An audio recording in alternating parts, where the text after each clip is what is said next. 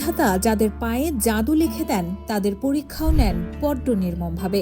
2023-এর সেই অভিশপ্ত রাত, আর কোটি ভক্তের হৃদয়ে কান্নার সুর। এরপর গত মে মাসে সান্তোসের হয়ে আরও এক চোট।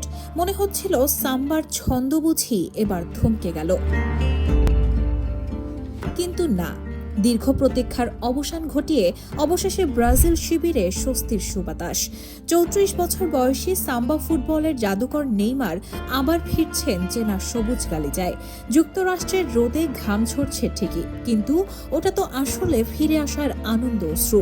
হাইতির বিপক্ষে ম্যাচের আগে ড্রেসিং রুমে ফিরেছে সেই চিরচেনা নিখাত আত্মবিশ্বাস।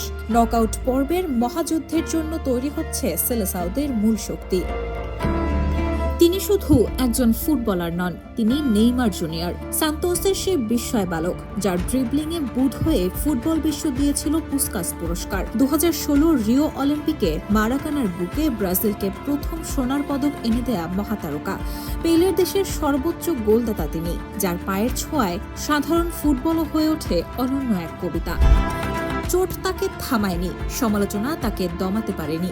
স্কটল্যান্ড কিংবা হাইতি ম্যাচ তো কেবল শুরু। হলুদ জার্সির চিরন্তন ভালোবাসায় হেক্সার স্বপ্ন পূরণে আবারও প্রস্তুত সাম্বার শেষ রাজপুত্র। স্বাগতম রাজা, ফুটবল দুনিয়া তোমার পায়ের জাদুর অপেক্ষায় প্রহর গুনছে।